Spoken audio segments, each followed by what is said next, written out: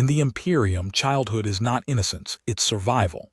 From hive gutters to schola drills, a child's laughter is a rarity, and every lesson is written in fear, faith, or blood. They said my name was Aaron Voss before I was old enough to say it myself, though names meant little in the hive. You learned quickly that names only mattered when someone screamed them. I remember the sound of the sirens more than my mother's voice, the shrill cry that split the air before the shockwaves followed. The walls shook, dust rained from the ceiling, and the glow lamps flickered until they went black. We learned darkness before we learned light. In hive Dagonus you could tell the season by the smell of the air. In summer, rust and sweat. In winter, ozone and burnt flesh. The manufactorums never stopped. Even the dead worked, ground down into ash that fed the power lines and soot that coated every surface. Childhood wasn't about growing up. It was about not dying too fast. I was 6 when the food riots started in Subsector 12. I didn't understand the words the adults shouted, only the fists, the smoke, the way the air grew heavy with fear. My mother dragged me through the corridors, her hands rough from years of scrub work, her grip iron-tight. We ran until our lungs burned, and when she stopped, we hid beneath a broken cogitator unit. "Don't move," she whispered. The lumens flickered on the wall and painted her face in green light. She looked like a saint from one of the tattered prayer posters, eyes wide, mouth trembling as if she were reciting a litany under her breath. I thought she was praying for the Emperor to save us. Later I learned she was praying for the Arbites not to find us first. When the riot ended, the corridors were silent except for the distant thrum of the hive's heart. Smoke hung low and thick. I remember stepping over bodies that looked like they were sleeping, but I knew they were. My mother told me not to look, but I looked anyway. One man's augmetic arm twitched, sparks flashing weakly from torn wires. I didn't know machines could die too. That was my first lesson. Everything dies, even metal. I didn't go to a school like in the old pics you sometimes saw on the cracked displays. Our education came from the Ministorum Orphanorium, a building that used to be a storage block before the Administratum repurposed it. There were 100 of us crammed into one hall, sleeping in shifts so the bunks were never cold. The schola tutors wore long black robes and masks shaped like bird skulls. They said it kept the sickness away. When they weren't teaching us to read the primer, they taught us to kneel. To pray, to obey. Disobedience was corrected with lashes, then silence. The silence lasted longer. The hardest lesson wasn't how to read or how to pray. It was learning to keep your thoughts quiet enough that no one noticed them. There was one boy, Laron, who didn't learn that fast enough. He whispered once during the evening litany. The tutor stopped mid-chant and turned his masked head slowly toward him. No one moved. The air felt like glass, fragile and sharp. The tutor raised a hand and Laron was dragged away by the servitors. He didn't come back. That night they made us kneel for 3 hours before the shrine of St. Drusus, repeating his name until our throats bled. I never saw Laron again, but I still remember the way his shadow looked as they pulled him through the doorway, thin, trembling, swallowed by light. That was the second lesson. Faith is not belief. Faith is fear made holy. At 10, I was selected for labor training. That was what they called it, but everyone knew it meant the manufactorum. The air there was thicker than the dormitories, filled with the smell of oil and blood. We operated grinding presses, conveyor systems, smelters.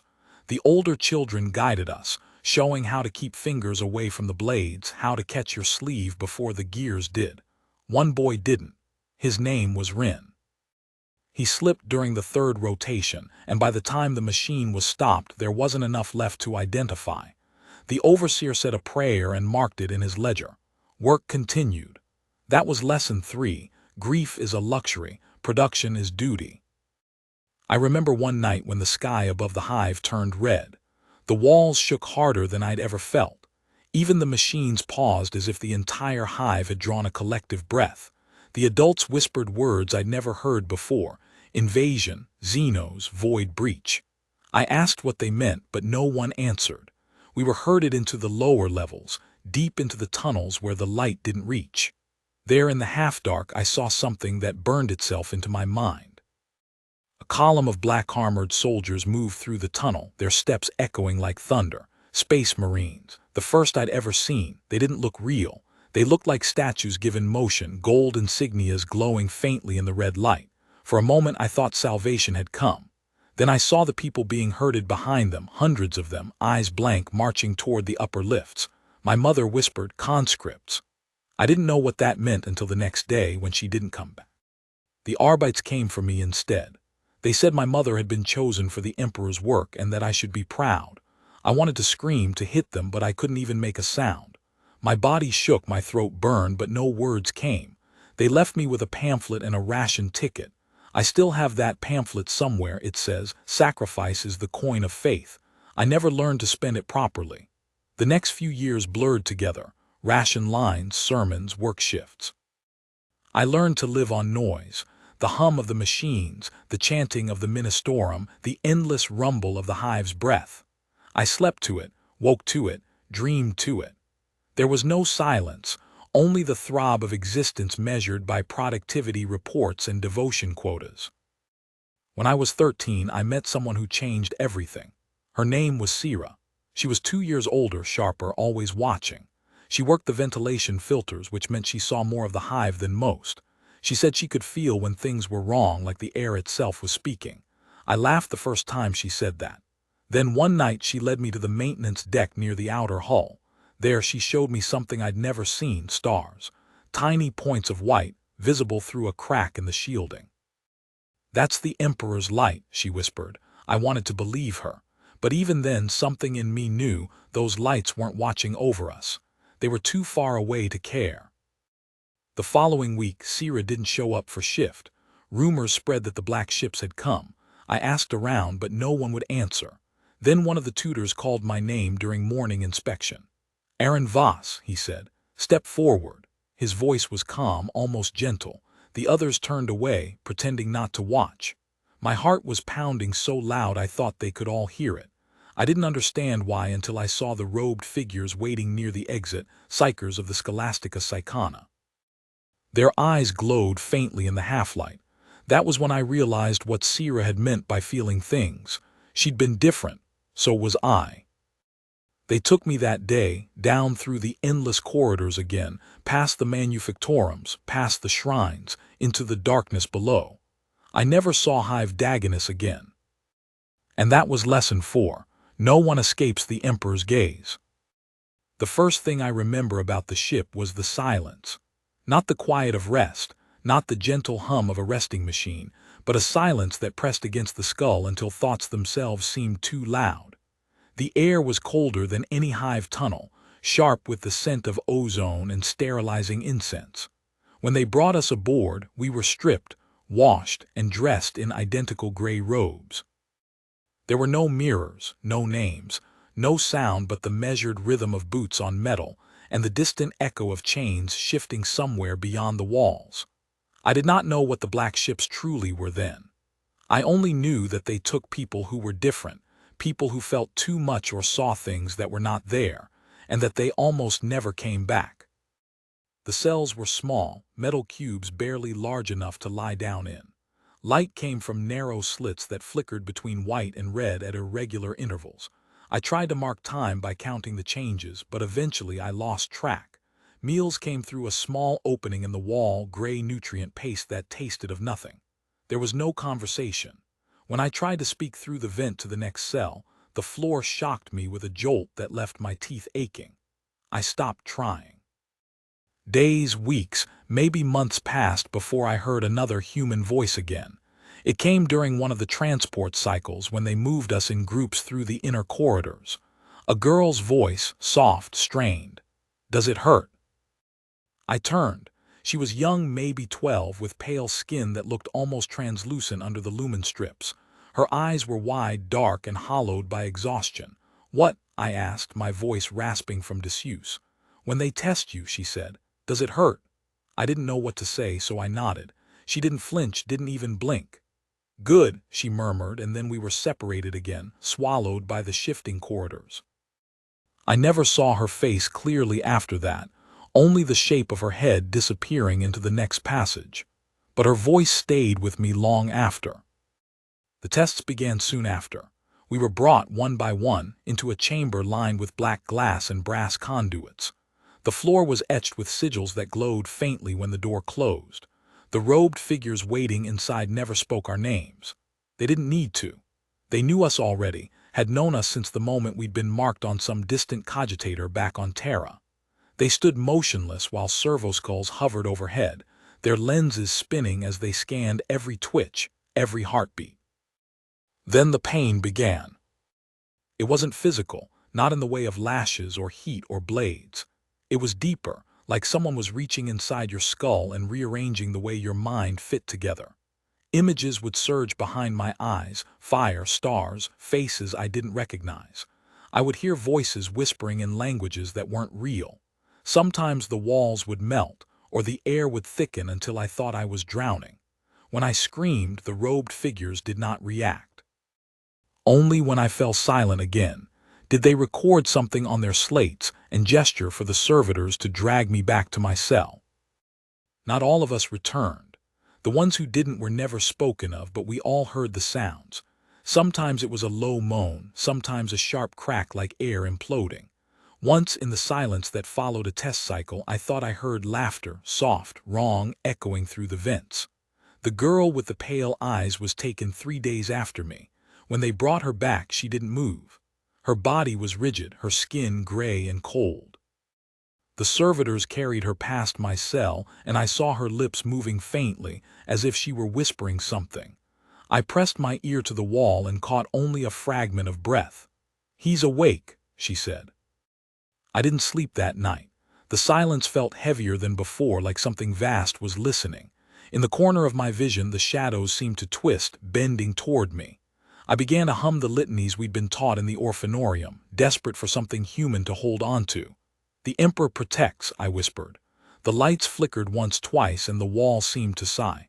"Protects," something echoed back. I froze. My throat went dry. The word had not come from me. The next morning, the tests intensified. They began showing us objects, relics they called them. Broken icons, shards of glass etched with runes, small globes filled with flickering light. They said these would help them measure our resonance. Each time I looked into the light, I felt it pulling at me, tugging threads I hadn't known were there.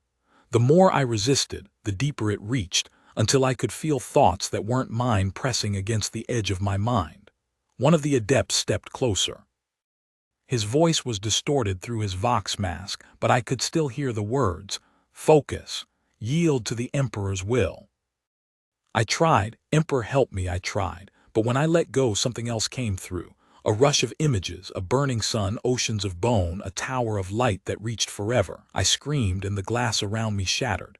The next thing I knew, I was on the floor, bleeding from my nose, the adepts shouting to one another.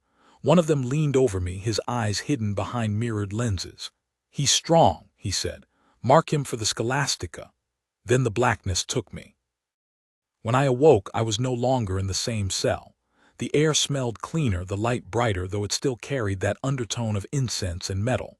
I was lying on a cot in a room lined with brass panels, each engraved with sigils of protection. A man stood beside me, his face visible, human, lined, old. His uniform was immaculate, his Aquila badge polished to a mirror shine. "Aaron Voss," he said, reading from a data slate. "Age 13.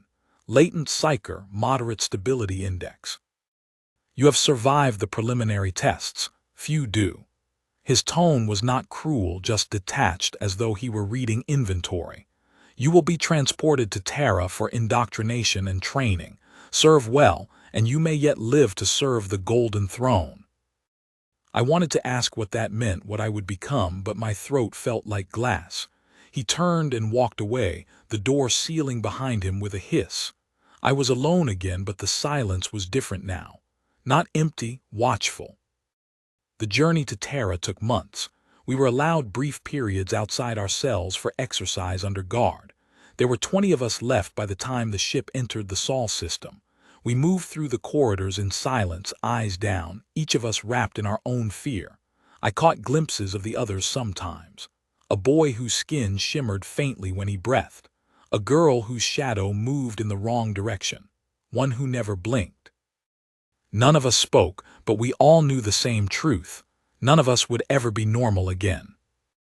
As the ship approached Terra, I saw it through the viewport, a vast sphere of gold and gray, its surface crawling with light.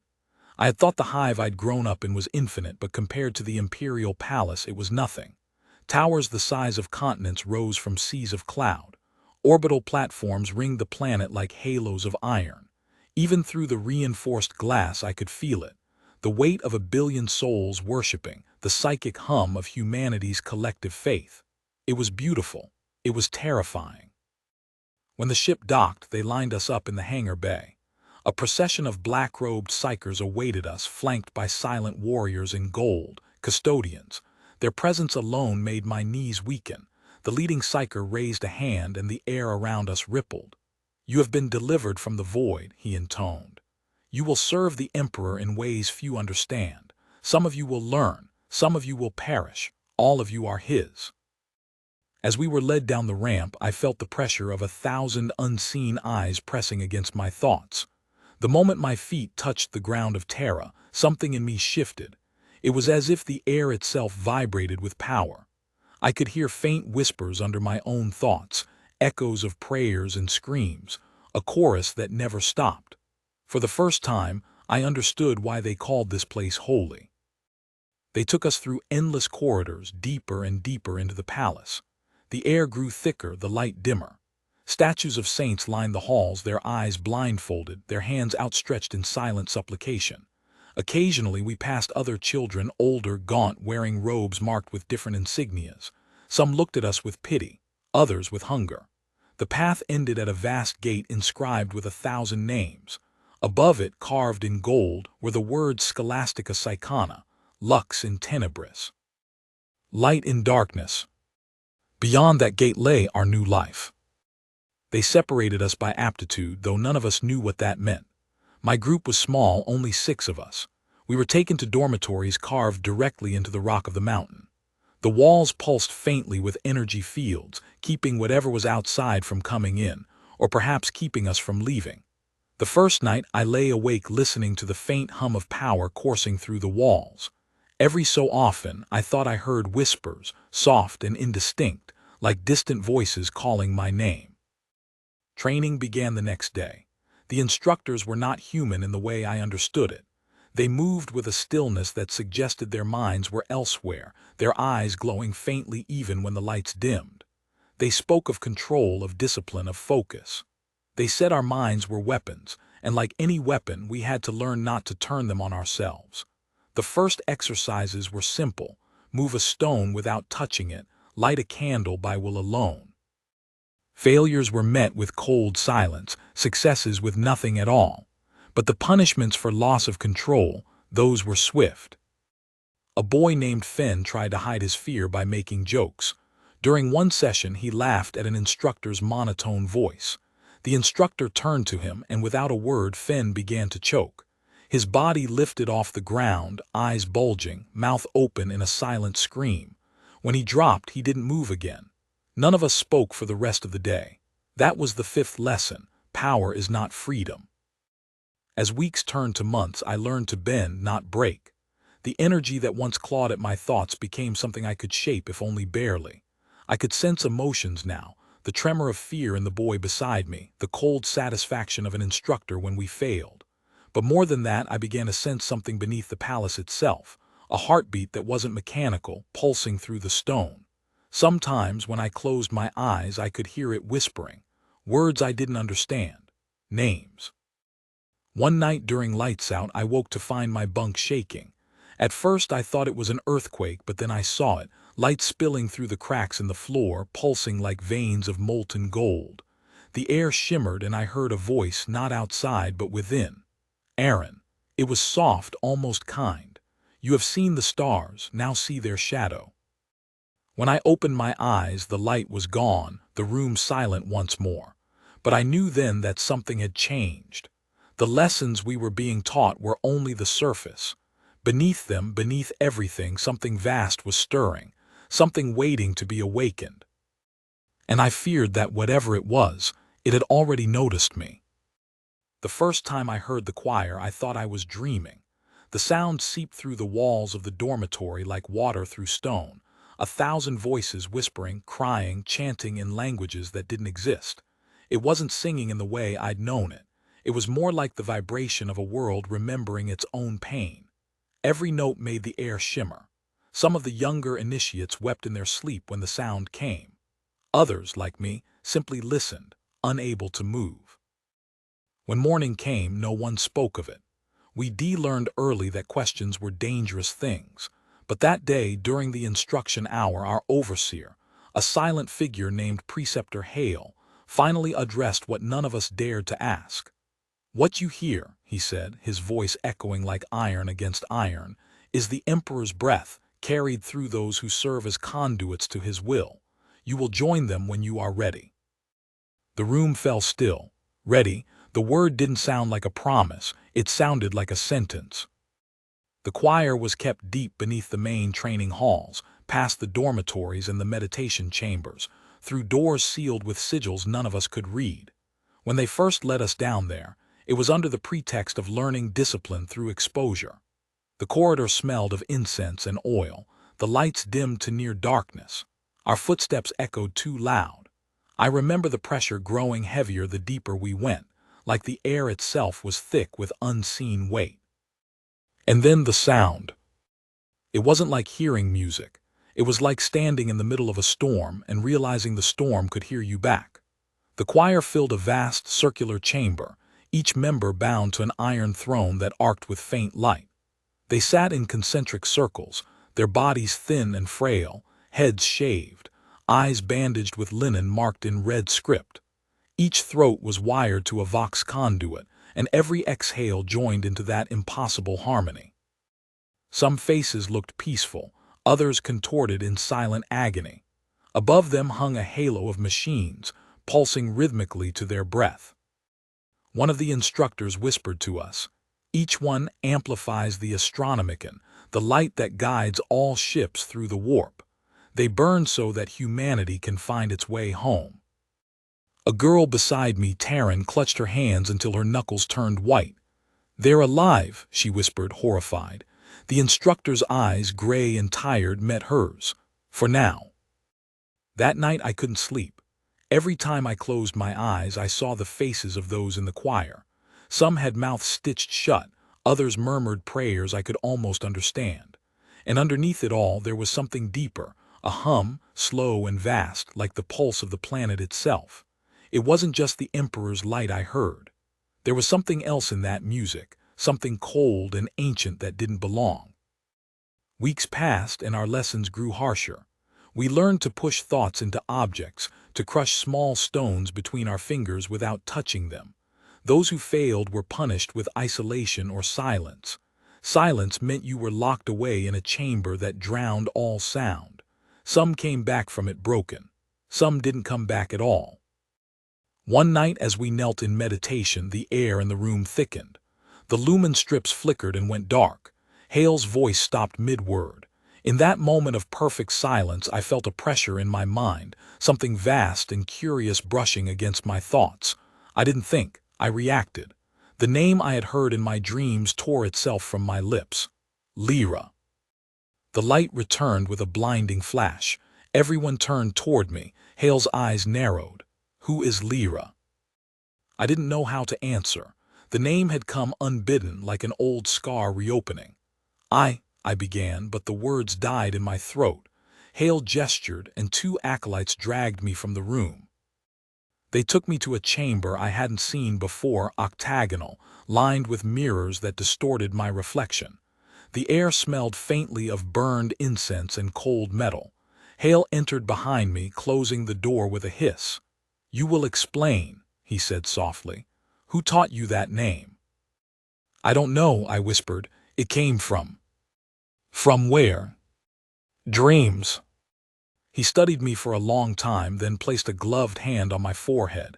His skin was cold even through the fabric. "You are not lying," he murmured, "but something lies through you." His tone carried neither anger nor pity, only calculation. "We will see if it can be taught to obey." After that, I was kept apart from the others. My training was overseen by a new instructor, a woman named Sira Val. Unlike Hale, she spoke little of faith. Her lessons were practical, relentless. She made me hold my breath until I could feel the edges of my own heartbeat. She made me stare into a crystal sphere for hours while whispering fragments of old tongues into my ear. When I faltered, she would tap the side of my head and say, "You're thinking like a human again." Days blurred into each other. Sometimes I thought I could hear the choir again, faint beneath the surface of my mind. Once, when I closed my eyes, I saw the girl Taryn standing among them, though I knew she was still alive somewhere above. Her lips moved soundlessly. "He's waking up," I thought she said. Then the vision broke, leaving me shaking. Sierra noticed. "What did you see?" I told her, and she didn't look surprised. "The choir is not what it appears," she said. "It is not one voice. It is many. And among those many are echoes, old thoughts, fragments of those who did not survive the gift. When you listen too long, they start to notice you." I asked if that was what had happened to me. She smiled faintly. "Perhaps. Or perhaps something noticed you long before you were brought here." After that, my sleep became worse. The voice that called itself Lyra returned, whispering in the spaces between dreams. She spoke of places beyond the Astronomicon, where light drowned and stars went mad. She said she had once been a child like me. I tried to ignore her, but every time I closed my eyes, she was there, standing in the void, her eyes glowing gold. One morning, the alarm sounded across the compound. The walls trembled, lights flaring red. A rift had opened somewhere in the lower chambers. A psychic rupture, they said. Some initiate had lost control during a session, letting the warp bleed through. Hale ordered everyone to stay in their quarters, but Sierra came for me. "You can hear it, can't you?" she said, her voice sharp with urgency. I nodded. The air vibrated, faint but growing stronger. It was like 1,000 whispers overlapping, all calling my name. "Then you're coming with me," she said, pulling me toward the lower levels. Smoke filled the hallways and the scent of burned metal stung my nose. As we descended, the temperature dropped, our breath misting in the air. The closer we came to the rupture, the clearer the voices became. They weren't screams, they were songs, pleading and beautiful. At the chamber's center stood a boy, or what had been a boy. His body hovered inches above the floor, veins glowing with blue fire. His mouth hung open, but the sound that came from him wasn't human. It was the same sound as the choir, magnified 1,000-fold. The walls warped, bending inward toward him. Sierra raised her hand. "Aaron, listen to me. You have to close it." "I don't know how." "You do. You did it before. You just don't remember." Her words barely reached me over the noise. The pressure built behind my eyes until I thought my skull would split. The boy's gaze met mine, blank, endless, filled with something vast. I heard the voice again. "Lyra. He's waking up." And suddenly I understood. The boy wasn't the source. He was the door, and something on the other side was pushing through. I reached out, not with my hands, but with the part of me that burned when I dreamed. The world folded inward, collapsing into a single thread of sound. I grasped it, pulled, and screamed. Light erupted. When the noise stopped, the room was dark. The boy was gone. Only ash remained where his body had been. Sierra was on the floor, breathing hard, blood trickling from her nose. "You closed it," she whispered. "How?" I didn't answer. My hands were shaking, but I didn't feel fear, only emptiness. In the days that followed, I was hailed as stable. They said I had demonstrated control. They called it a blessing. But when I closed my eyes that night, the darkness behind them was not empty anymore. It pulsed like a living thing. Lyra was waiting for me. She stood at the edge of an ocean made of stars, her voice echoing through my mind. "Do you know what they're making you into?" she asked. I shook my head. "A candle in a world of fire. You will burn until there is nothing left, and they will call it holy." I wanted to ask who she was, but she only smiled. "The first lesson is never the last," she said. "He's not awake yet, but when he is, you'll hear him too." I woke gasping, my pillow damp with sweat. The lumen lights flickered on, though no one had touched the controls. Somewhere deep beneath the palace, the choir began to sing again, louder, clearer, more desperate. And this time, I understood every word. The first time I saw Terra's sky, it wasn't the sky I had imagined in the faded murals of the Scola. There were no soft clouds or sunsets painted in divine gold, only smoke and the ceaseless glow of the orbital forges. The air itself trembled with the hum of engines and chanting, prayers to keep the machines from falling asleep. I was 14 then, barely grown, but already old enough to understand that beauty was something humanity had traded long ago for survival. They sent me and a dozen others from the Scholastica to serve in the service spires above the palace, where psychic neophytes were tested for compatibility. That was the word they used, as though our minds were tools to be fitted to unseen machines. We were kept in narrow cells that faced the smog horizon.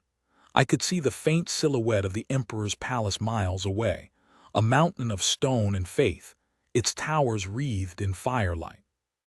Every hour, I could hear the cannons beneath the clouds firing salutes to no one. I tried to sleep that first night, but the dreams came back. The choir, the black ocean, and Lyra's voice whispering through the static, "He's still dreaming. You'll see when he stirs." I didn't understand what she meant, but every time she spoke, I felt something watching me, something vast and ancient pressing against my thoughts. Morning came with the sound of bells. Not chimes of joy, but hollow tolls marking another day in the Emperor's domain. We were led by silent attendants into a chamber filled with light that hurt the eyes. At its center stood a machine that hummed with a low, steady rhythm. A voice greeted us from behind a curtain of smoke. "Children of the Warp," it said, "you are here to prove your worth to the throne." The speaker stepped forward, a man in gold-trimmed robes, his face hidden by a visor of polished glass. "I am Magos Epistolar Helbrecht. You will learn to channel, to endure, or you will be unmade." His tone was calm, patient, almost kind, but his words carried the weight of inevitability. Those who fail will serve as they can, fuel for the choir, or sacrifice to the God Emperor's will. One of the younger boys beside me, Fen, raised a trembling hand. "Sir, what happens to us if we succeed?" Helbrecht smiled faintly. "Then you will burn longer." We prepared for testing. My partner was a girl with cropped hair and eyes like frozen iron. She said her name was Mara. She didn't smile or speak much, but when she did, her words carried certainty. We sat across from one another, palms raised as the Magos instructed. "Focus," he said. "See not the flesh, but the energy beneath. Feel the current." At first there was nothing, only the sound of my own breath. Then slowly the air between our hands began to shimmer. Sparks of blue light flickered in the space. I felt heat rising in my chest, climbing up my spine like a living thing. My pulse quickened. Mara's eyes widened. The light flared brighter, sharp enough to hurt. "Stop," the Magos barked. I tried, but the power didn't stop. It surged outward in a wave of pressure, slamming into the walls, shattering the sigil lamps. Mara was thrown backward. I hit the floor gasping, my mind on fire. For a moment I thought I was dying. Then I heard Lyra's voice again, soft and clear above the chaos. "You're close, closer than they know." When I woke, I was in the infirmary. My head felt heavy, my skin cold. The walls were lined with others who hadn't woken at all. I asked the medic what had happened to Mara, but he only muttered a prayer and drew the curtain shut. They didn't reprimand me. Instead, Helbrecht came himself. He sat by my bed and studied me in silence for a long time. Finally, he said, "You saw something, didn't you?" I didn't answer. "You're not the first to reach beyond the veil," he continued. "But most do not return. Tell me, what did you see?" "Nothing," I lied. He smiled slightly, as if he expected that. "Then nothing is what you'll become if you lie again." Something in his tone broke my resolve. "A woman," I said finally, a voice that called herself Lyra. Helbrecht's expression didn't change, but I saw a flicker of recognition behind the glass visor. "Lyra," he repeated slowly, tasting the name like a forbidden word. "You will forget her.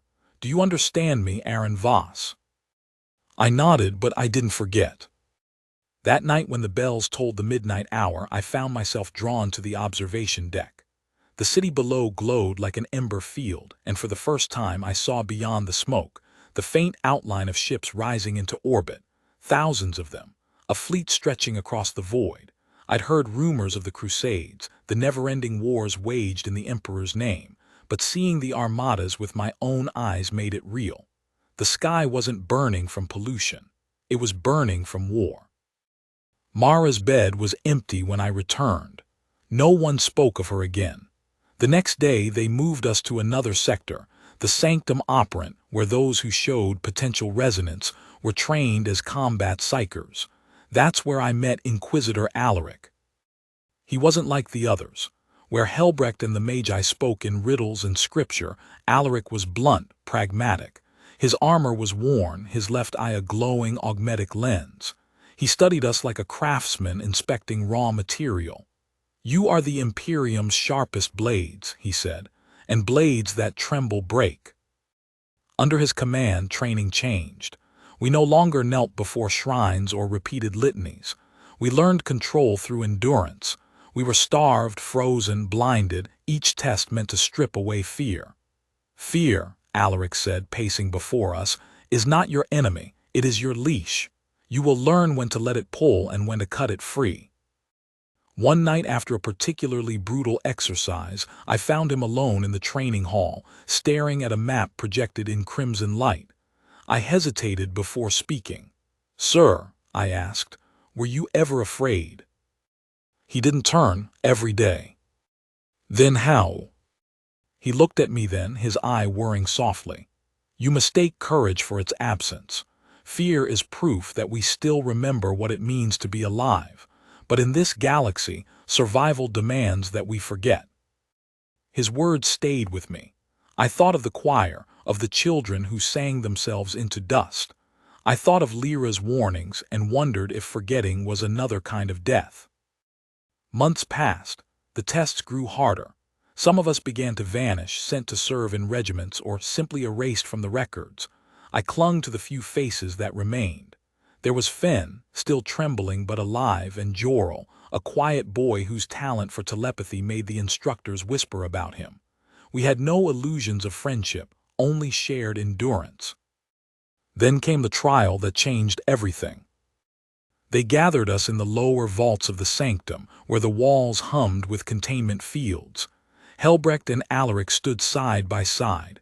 "Today," Helbrecht announced, "you will look into the warp and not flinch."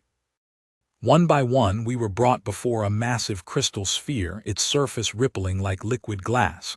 Within it moved shapes, dark, shifting, endless. When my turn came, I stepped forward. The air buzzed, my vision blurred. The sphere pulsed once, twice, then stilled. And I saw it. Not the choir, not the Emperor, something deeper. A storm without center, filled with screaming faces and burning stars. I felt it reach for me, curious, hungry. Then behind it, a single light, dim, distant, but familiar. A woman's voice echoed through the void. "You see now, you see what they serve." "Lyra," I whispered. The light flared and the sphere cracked. Energy exploded outward. I was thrown backward, crashing into the ground. The alarm screamed. When I came to, the chamber was wrecked. Several initiates were gone, burned out, bodies smoking. Helbrecht stood above me, one arm shielding his face. "He opened it," he said coldly. "Contain him." Alaric stepped forward, hand raised. "Wait." His voice cut through the chaos. "He didn't open it, he survived it." Their eyes met, a silent battle of authority. Finally, Helbrecht lowered his arm. "Then he's yours, Inquisitor, but know this, he's touched something that cannot be untouched." I spent the next weeks in isolation. They called it decontamination. I called it solitude. The walls whispered when I closed my eyes. The air itself hummed like the choir's song. One evening, as I sat in the dark, a faint light flickered before me. Lyra again. She looked older now, her face lined with sorrow. "They'll make you into a weapon," she said softly. "But weapons remember who forged them." "What are you?" I asked. She smiled, a sad, knowing curve of her lips, the first voice that refused to be silenced. Then she was gone, leaving only silence and the faint scent of burning ozone. When Alaric came for me, he didn't speak of what had happened. He simply said, "You're coming with me, Voss. There's a war that needs you." Outside, the sky burned brighter than ever. And as I stepped onto the transport that would carry me to the front lines, I realized the truth I had been too young to name. This was what it meant to grow up in the Imperium, to watch the stars burn and still believe it was light. The air hung thick with ash and the faint, metallic tang of blood. Morning light never quite reached the lower hab blocks of Seraphi's prime, not since the bombardments. For Leo, that grayness was all he'd ever known, sky that looked bruised, streets that groaned when the wind swept through the broken steel ribs of buildings. He had grown taller in the past months, enough that his mother's ration cloak barely reached his knees. But the nights made him feel small again. Every sound could be a sentry drone, or worse, one of the hollow-eyed men who scoured for food in the dark, their humanity long since eaten away by famine and fear. He woke before dawn to the sound of voices, low, urgent, too disciplined to be scavengers. Peering through a crack in the wall, he saw them, a squad of Imperial guardsmen, their armor scorched and paint stripped away. They moved like ghosts, weapons slung tight, eyes sweeping every corner. Behind them walked a woman in a tattered officer's coat, her face carved with fatigue. She paused before the ruins that once held the ration storehouse, whispering into a Vox unit. A moment later, Leo heard the faint hum of a descending craft. He froze. His mother had always warned him to stay hidden when the soldiers came. They took what they wanted, and what they wanted was survival. But something about the officer's voice made him linger. It didn't sound cruel, just tired. The kind of tired that lived in the bones. "Sector 9 still reports survivors," the officer murmured. "Children, most likely. Get them out before the Mechanicus begins reclamation." The guardsmen nodded, spreading out to search. Leo's heart pounded. If they found him, they might take him away. But to where? And was anywhere truly safe anymore? He turned toward his mother's sleeping form, thin, wrapped in rags, her breath shallow but steady. She had given everything to keep him alive. If they came for her, too, maybe that was better than dying here in the dark. He stepped out from the shadows. The soldiers turned their weapons toward him instantly. "Identify yourself," one barked. Leo raised his hands, trembling. "Leo Wren," he said, voice small but steady. "There's another, my mother, she's sick." The officer approached, eyes narrowing. "How old are you?" 10, maybe 11. She studied him a moment longer, then motioned for her medic. "Bring her," she said quietly. "We'll take them both to camp." As they carried his mother out on a makeshift stretcher, Leo followed close, staring at the armored backs ahead of him. For the first time, he saw the sigil of the Cadian 94th etched into their pauldrons, a regiment thought wiped out in the first siege. Their survival meant something, he thought. Maybe his did, too. The camp was little more than a crater ringed with scrap metal and firelight. Dozens of displaced civilians huddled there, tended by weary medici and guards who looked scarcely older than Leo himself. The officer's name, he learned, was Lieutenant Vara Holt. She was the kind who gave her own rations to the wounded, who refused to stand by when command ordered a retreat. And that made her dangerous, to herself most of all. Days passed, and Leo watched how she moved, how she spoke to her soldiers. She carried grief in her voice, but never weakness. Once, when she thought no one was listening, he heard her whisper a prayer, not to the Emperor, but to the souls she'd lost. Leo began helping where he could, carrying water, cleaning weapons, learning to listen before he spoke. The soldiers started calling him the Runt, half affection, half mockery. But when he handled their lastbacks with careful precision, they stopped laughing. Vara noticed. "You've got good hands," she said one evening, sitting by the fire, "not afraid of the weight." Leo shrugged. "If I drop something, people get hurt." "That's true for all of us." For a moment, silence stretched between them, heavy but not uncomfortable. Leo wanted to ask her what it was like, to fight for something bigger than yourself, But he didn't. Not yet. That night the camp was attacked. It began with a single shot in the distance, then another closer. The sky flared red as tracer fire cut through the gloom. Alarms blared and soldiers scrambled to their posts. Leo ducked behind a pile of crates, clutching a half-loaded lastback.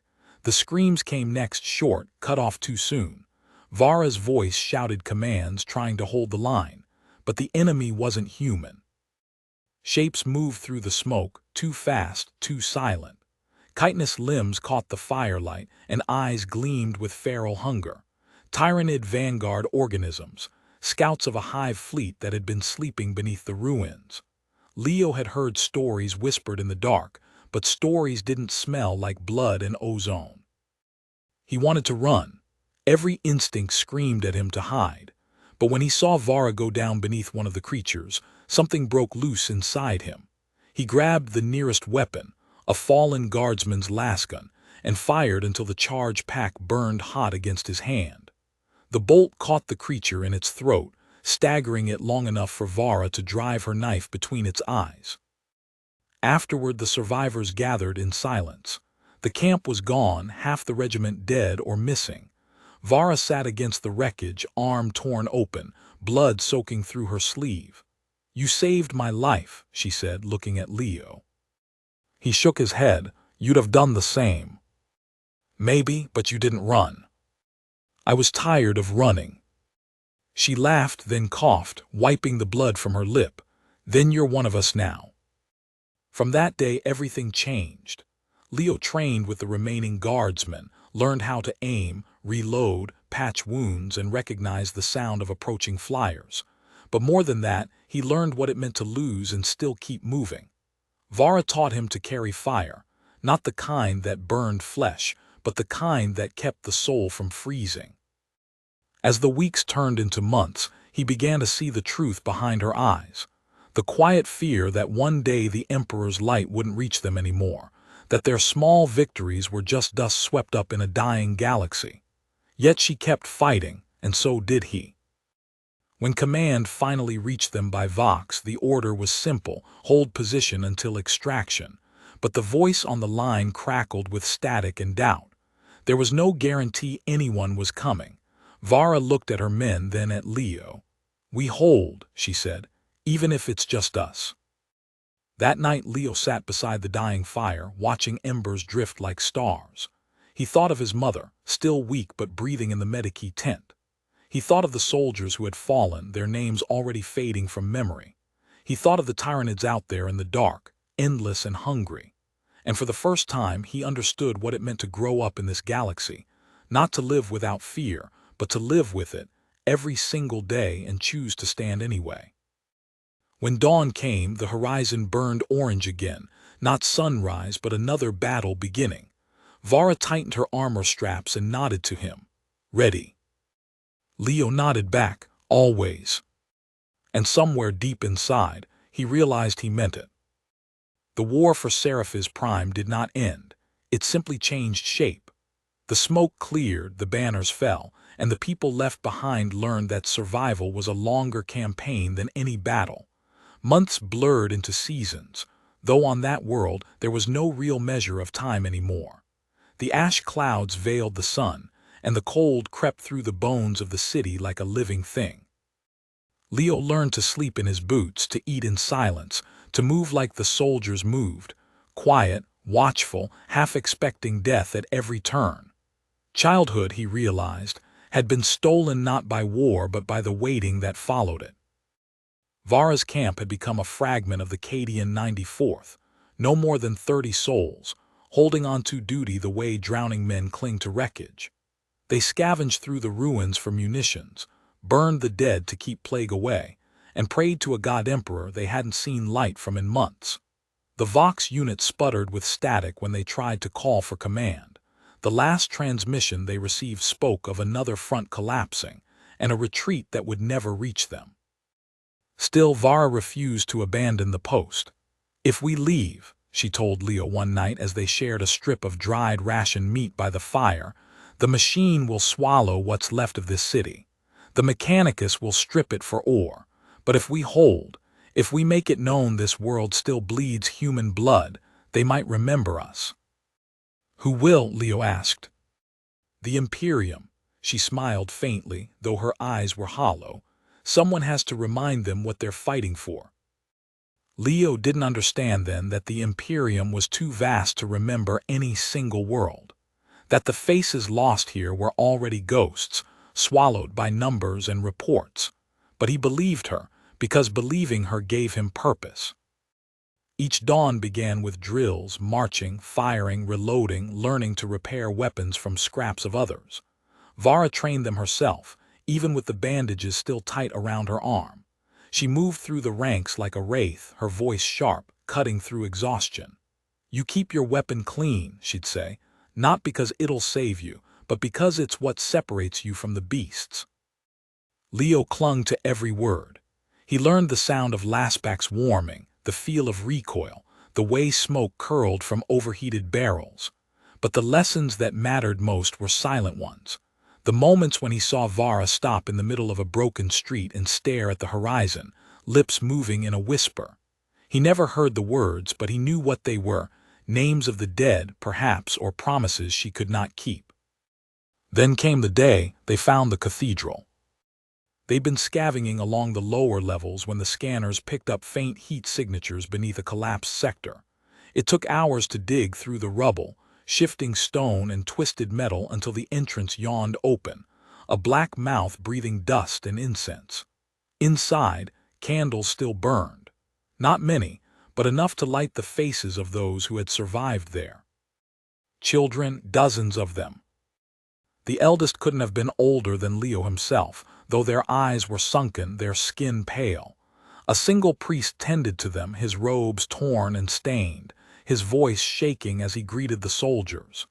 "You came," he whispered, as if speaking too loud might shatter the illusion. "We prayed and he sent you." Vara stepped forward. "We're not saints, Father, just survivors." "Then you're exactly who he sends." They brought the children back to camp, dividing rations thinner than ever. Leo found himself helping the youngest, a girl named Marin who couldn't have been more than 5. She didn't speak at first, only clutched a broken Rosarius and followed him wherever he went. When she finally did speak, her voice was small and raw. "Do you think the Emperor hears us?" Leo wanted to say yes, but all he could manage was, "Maybe he listens when we keep going." For a time, hope flickered again. The camp felt alive with the sound of children's laughter, even weak as it was. Vara allowed herself a smile when she passed them, brief, fragile, but real. She even began writing again, scratching words into her field journal at night. "If we die," she told Leo when he asked, "someone might find this. They'll know we tried." But hope draws hunger. The next attack came from above, a shriek in the sky, a flash of blue flame, and the heavens opened. The bombardment struck without warning. The first shell tore through the perimeter wall, vaporizing half their supplies. The second collapsed the Medici tent. Screams filled the air, and the scent of burning flesh turned the stomach of every living thing left. Leo grabbed Marin and dove into a trench as shrapnel hissed overhead. He could barely hear Vara's commands over the chaos. When the shelling stopped, what remained of the camp was nothing but twisted wreckage. Smoke rose like black rain. Vara stumbled from the debris, coughing blood. "Check the wounded," she shouted, voice raw. "Get the children underground." But as they regrouped, a sound rolled through the haze, mechanical, rhythmic, growing louder. From the far ridge came the silhouettes of armored giants, their movements too precise for human soldiers. Red optics glowed through the dust. Adeptus Mechanicus Skidari. Vara raised her weapon. "Hold fire," she ordered, though her men were already panicking. The Skidari stopped 20 meters away, silent, unmoving. Then a voice echoed from their Vox speakers, cold and filtered. "This sector is under reclamation order. Organics are to evacuate immediately." Vara stepped forward. "There are civilians here, children. Non-compliant organics will be terminated." The moment stretched thin as wire. Leo could feel Marin trembling beside him. Vara's hand hovered near her last pistol, but she didn't draw. She turned to her men. "Stand down." Then to the machine voice, "Give us time to move them." The vox crackled, 6 hours. When the Skidare retreated, the silence that followed was heavier than the bombardment. Vara stared after them, jaw tight. "We can't move that many. Not in time." Leo understood what she didn't say. The Mechanicus would return to cleanse the site, and anything left behind, living or dead, would be reduced to usable matter. That night the survivors gathered in the ruins of the mess tent. The children slept huddled together, oblivious to the fate that loomed. Vara spoke quietly to her officers. "We'll split into groups. Take the little ones south to the river caves. If the machines follow, we lead them away." "And you?" Leo asked. She looked at him, and in that look he already knew. Someone has to hold them. He shook his head. "No, we can all fight." "This isn't about fighting, Leo. It's about giving them time." He wanted to argue, to scream that it wasn't fair, that she'd promised they'd live, but the words caught in his throat. Vara placed a hand on his shoulder. "You've seen enough to know what the Imperium asks of its children. We stand, even when standing means burning." By dawn, the camp was empty save for Vara and 6 soldiers who had volunteered to stay. Leo and the others moved through the sewers, guiding the children by candlelight. Marin clung to him the entire way. Above them, the ground trembled with the march of steel. Hours later, from a crack in the surface tunnel, Leo looked back toward the camp. It burned, a column of light and fire reaching into the clouds. The Mechanicus had returned, and Vara had not fled. He watched until the smoke swallowed everything. That night they reached the river caves, a labyrinth of stone and still water. The air was cold but clean. The children wept quietly, asking when they could go home. Leo didn't have an answer. He sat by the entrance, staring at the glow of the fires in the distance. Marin crawled beside him, holding out her Rosarius. "For her," she said. Leo closed his hand over it. The metal was warm from her palm. "For her," he whispered back. Somewhere beyond the stars, he hoped Vara's name reached the light she had believed in. But deep down, he knew the truth. In this galaxy, light always had a price, and it was always paid in blood and silence. The caves became their world. Long after the fire on the horizon dimmed to smoke, long after the ground stopped shaking, those who remained learned to live by the drip of water and the sound of their own hearts. It wasn't life as the Imperium promised. There were no sermons, no banners, no light, but it was survival, and that was its own kind of worship. Leo had grown lean, his face shadowed by the faint lines of hunger and sleeplessness. Yet when he looked at the children, he found reason to keep moving. Vara's voice haunted his thoughts. "We stand, even when standing means burning." The younger ones began calling him Brother Leo. He didn't ask for it. He wasn't their priest or their captain, just another soul trying to make sense of the dark. But names gave shape to courage, and if they saw something steady in him, he could not let it falter. He taught them how to listen for tremors in the stone, signs of cave-ins or seismic shifts. He taught them how to find fungus that grew in the deeper tunnels, edible though bitter. He even taught them how to pray, not with words but with breath. "Every breath you take," he told them, "is defiance. The Emperor hears that better than any hymn." Weeks passed, maybe months. Time was a broken thing down there. The small ration caches they'd carried were gone, traded for scraps and roots. The littlest ones grew weaker. Some didn't wake. They buried them in the water's edge, stones over their faces to keep the currents from stealing them away. Every loss carved another mark into Leo's heart, but he refused to let despair settle. For every death, he whispered Vara's name like a promise. Then one day, the machines came again. The first sound was distant, like thunder rolling through iron. The walls trembled, dust falling in fine sheets from the ceiling. Leo froze mid-step, his torch flickering. The older children looked at him, eyes wide with a fear they didn't have words for. He felt it too, the unnatural rhythm, the mechanical pulse. Skidharai. The Mechanicus had traced the heat signatures.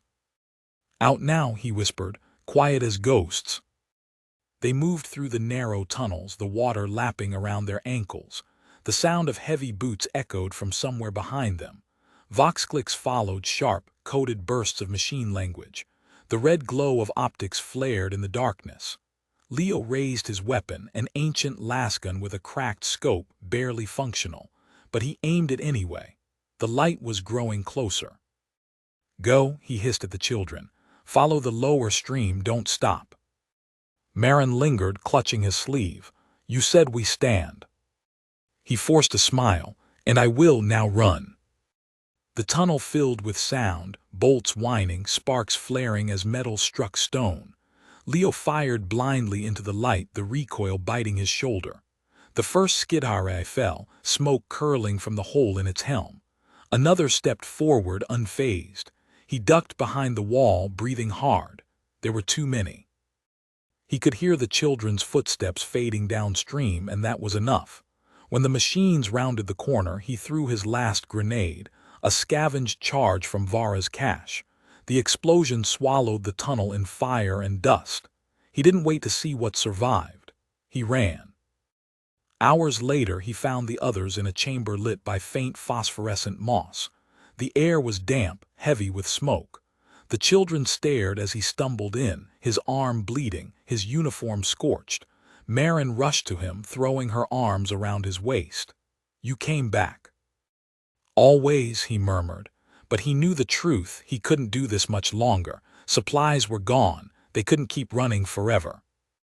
That night, as they huddled around the faint glow of the moss, he thought about what Vara had said about being remembered. The Imperium was too large to care about one world, too blind to see its smallest fires. But maybe, if he could get word out, if someone knew they'd lived, then her death wouldn't be for nothing. The old Vox unit they'd salvaged still sat in his pack, useless for weeks. He pulled it out, pried open the casing, and began rewiring it using copper thread from his lasgun's power coil. Hours passed. Sparks singed his fingers. The children watched in silence. Then finally, the Vox stuttered to life, faint static humming through the speaker. He pressed the transmit key. "This is Leo Wren, Cadian Auxiliary. Survivors on Seraphis Prime requesting aid. Repeat, survivors on Seraphis Prime." No response, just the sound of dead air. He tried again, and again. He almost shut it off when a voice answered, thin, broken, but human. "Wren, say again." His heart leapt. "We're alive. Civilian survivors, children holding out in the southern tunnels. Can you extract?" Static roared. Then the voice. "Emperor's mercy, we thought all were lost. Hold fast. Extraction in 2 days." Leo dropped the Vox, staring at it as if it were a miracle. The children gathered close, their faces lighting with cautious hope. "They're coming," he said, his throat tight. "They're actually coming." For the first time in months, they slept without fear. When dawn came, the tunnels felt different. The air tasted of promise, sharp and electric. Leo spent the morning preparing, organizing the children, marking the safest paths to the surface. They were fragile but ready. Even Marin, who had barely spoken since Vara's death, smiled as she held her Ricerius. Then came the sound. At first he thought it was the wind through the cracks, but the rhythm was wrong. It wasn't metal boots this time. It was heavier, wet, like something dragging itself through the tunnels. The walls pulsed faintly with vibration. Leo's stomach dropped. He'd heard that sound before in the siege when the Tyranids had come through the streets. "Move," he whispered, "now." The air thickened with the scent of rot. The first creature appeared from the dark, a Tyranid feeder, its carapace mottled, its jaws slick with acid. Behind it came more, scuttling over the stone, hissing. The hive hadn't forgotten this world either. Leo fired, the last beam scorching a hole through the lead creature's eye. It screamed, collapsing into the water, but the others surged forward. "Run!" he shouted, pushing the children ahead. "Head for the light." The tunnels erupted into chaos. He felt claws rake across his shoulder, teeth snapping inches from his face. He struck with his rifle butt, shoved Marin ahead. "Don't stop," he cried, voice raw. They burst through the final tunnel into a crater where sunlight pierced the clouds for the first time in months. Dropships were descending, sleek, angular silhouettes bearing the Aquila, Imperial rescue craft. Leo stumbled into the open, half-carrying, half-dragging Marin. Soldiers in black armor rushed forward, firing into the tunnels as the Tyranids poured out behind them. Bolters roared, the air thick with smoke and ozone. A hand caught Leo's shoulder, steadying him. A figure in inquisitorial armor knelt, scanning his face. "You're the one who sent the signal." "Yes," he gasped. "Children save them first." The Inquisitor nodded once. "You did well, son."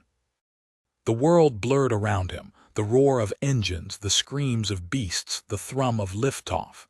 He saw the children being herded aboard, saw Marin clutching her Rosarius looking for him. He smiled weakly, raising a hand. Then everything went white. When he woke, there was silence. The air smelled clean. He was aboard a ship sleek, sterile, impossibly bright. A Medikey drone hovered above him. "Vitals stable," it chirped.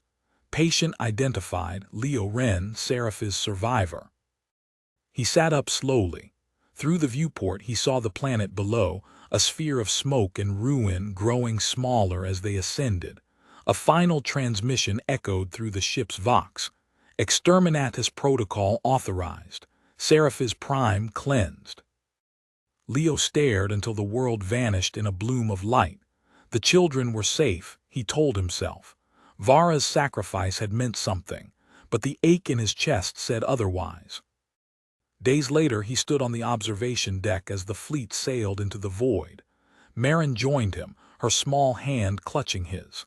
"Are we the Emperor's children now?" she asked softly.